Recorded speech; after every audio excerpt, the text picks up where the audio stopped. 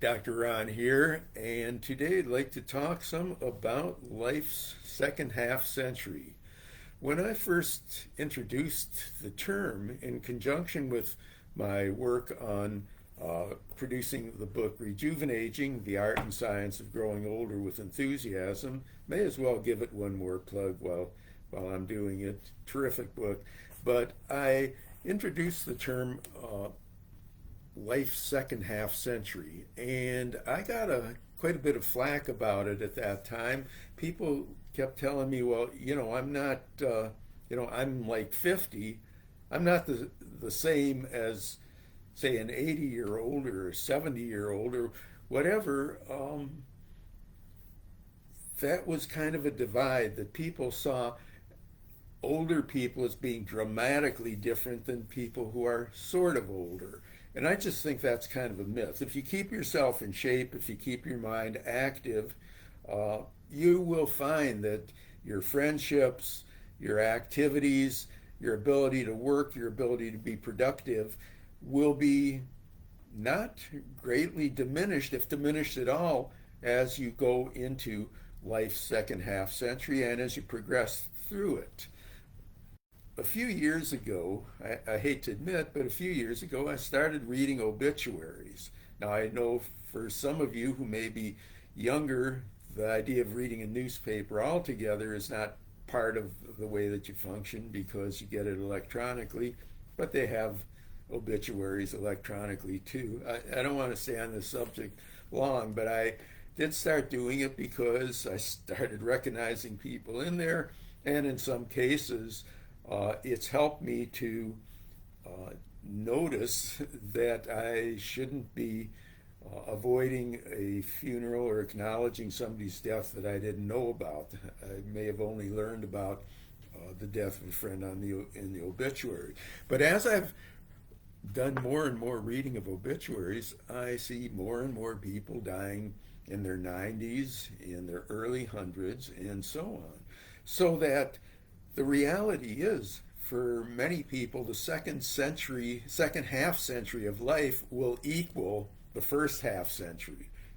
They're going to live at least 50 years or close to it in their second half century of life. So how are we going to progress and control the way that we go through it? The first thing is we got to think about it. We've got to be able to acknowledge the fact that that's a real probability, that we're going to be around for a while. I'm in my 80s. Many of my friends are and are doing really, really nicely. I work full time, maintain a lot of other interests, including being on these presentations to you. So I think that it is very important for somebody who reaches the age of 50 or even earlier to think in terms of how are they going to progress through the next half century. So there are a few bits of advice that I might point out. These are general things. First is to recognize that there is life after 50 or after 60 or after 70, and we want to be able to make the greatest contribution to controlling our lives, to enhancing the lives of others, to have great quality of life, and that's certainly possible. I think that if you haven't started thinking about a long, healthy life by the age of 50, it's not too late, but I would encourage you to get started.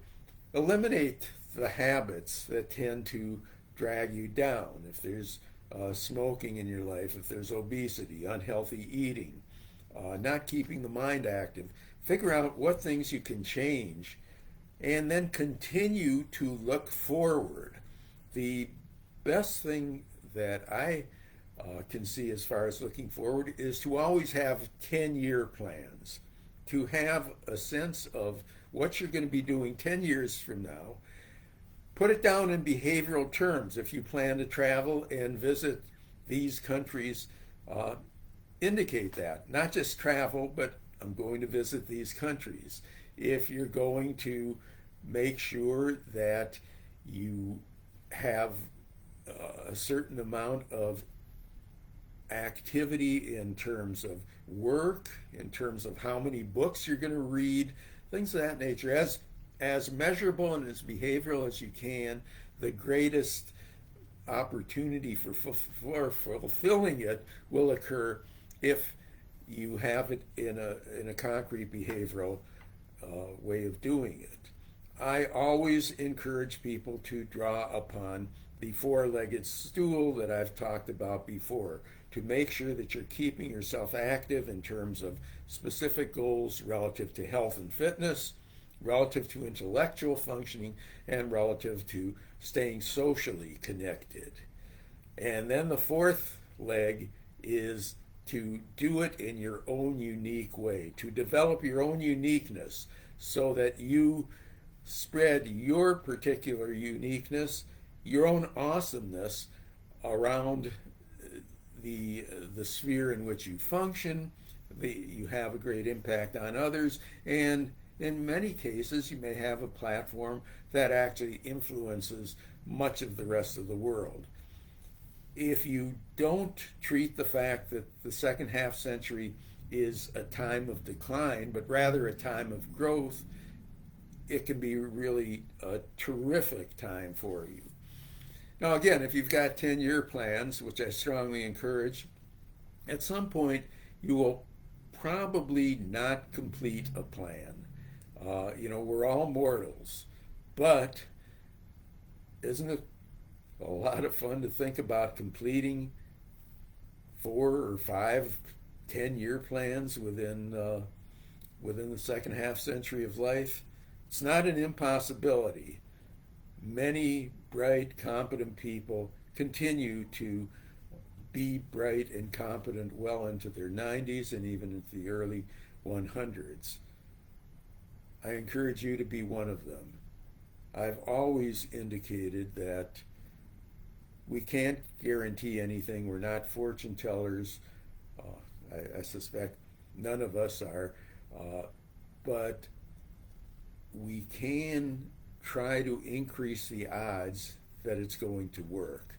Yeah, there will be some people who will experience declining health, declining mental faculties, and so on. But there is enough science now to let us know that for many people, we can interrupt any process of decline. So think in terms of the second half century of life as being a full half century. Aim to live it, and if you were to know that you're going to live to 90 or 100 or so on, would you be passive or would you be active in trying to make it the greatest half century that you can, and to not see it as a time for misery but a time for growth? I think that if you think in those terms, you enhance the possibility that the second half century will indeed be a great time for personal growth and for achievement, and it's a whole lot more fun to be functioning and thinking positively about a complete second half century. Take care until next time, and again, wherever you are in the lifespan, think in terms of the second half century and what things you can do wherever you are at this point to enhance the chance of fullness, richness, enjoyment, and improved quality of life throughout that period of time. Take care now.